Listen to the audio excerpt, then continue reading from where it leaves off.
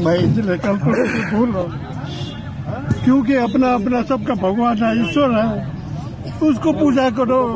हमारा ये केवल बुद्ध विहार है, महाबोधि महावीर, उसको क्यों कब्जा करना चाहता है? यही मेरा कहना है। नहीं होगा, आजाद होगा।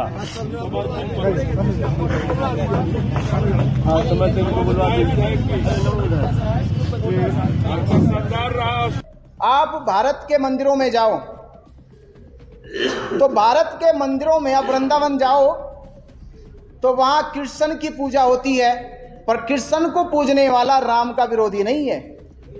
जहां राम का मंदिर है तो राम की पूजा करने वाला कृष्ण विरोधी नहीं है। वहां रामायण भी पढ़ी जाती है, वहां गीता भी पढ़ी जाती है, पर क्या दोनों जगह बुद्ध की शिक्षा पढ़ी जाती है? एक औपचारिक बोल लेना मात्र दर्शन नहीं है, भ्रम है। दर्शन होता अगर हिंदू ये कहते कि गीता रामायण के समक्ष भगवान बुद्ध का दर्शन भी हमारे पास बराबर है, तो हमें तो कोई हर्ज नहीं होता। पूरे विश्व से महाबोधि महाविहार को करोड़ों का दान आता है।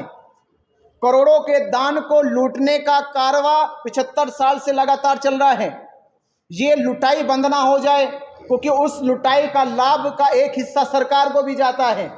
वहां के मजबूत जो ऑर्गेनाइजेशन है या देश के जो मजबूत ऑर्गेनाइजेशन है, जैसे कि राम मंदिर बना तो राम मंदिर को भी महाबोधि महाविहार की कमेटी ने 1 करोड़ रुपए का चंदा दिया था। और ये केवल जग जाहिर जब हुआ राम मंदिर का तो पता चल गया।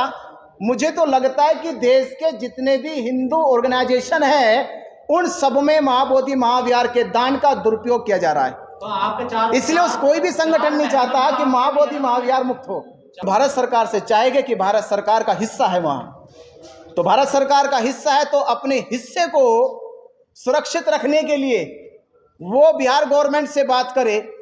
और जो लाखों बौद्ध का जो आस्था का मंदिर है और माननीय प्रधानमंत्री जो कहते हैं कि भारत की धरती जो है वो बुद्ध के दर्शन से फलती फूलती आई है और भारत ने दुनिया को युद्ध की जगह बुद्ध दिया है। और वहीं उत्तर प्रदेश के मुख्यमंत्री योगी आदित्यनाथ जी भी अभी महाकुंभ में घोषणा करते हैं कि जब तक भारत रहेगा तब तक बुद्ध रहेंगे, पर बुद्ध का संबोधि स्थल तो छीन लिया गया। संविधान जब लागू हुआ तो संविधान के अनुच्छेद 25 और 26 में यह कहा गया कि बौद्धों को, जैनियों को, सिखों को उसकी धार्मिक मान्यताओं की पूर्णता आज़ादी है। वह अपने धार्मिक अनुष्ठान उपासना पद्धति का पूर्ण प्रचार प्रसार कर सकते हैं बिना किसी रोक टोक के, बिना किसी कानून का सहारा लिए। कानून का भी सहारा लेना, वो अब इंडिपेंडेंट है अपने आप में, अपने धर्म का प्रचार करने के लिए उन्हें परमिशन की जरूरत नहीं है। जैसे उदाहरण तौर पे आपने मिशनरी स्कूल देखे हैं, मिशनरी स्कूल का एक्ट जो होता है वो अनुच्छेद 25 और 26 ही है।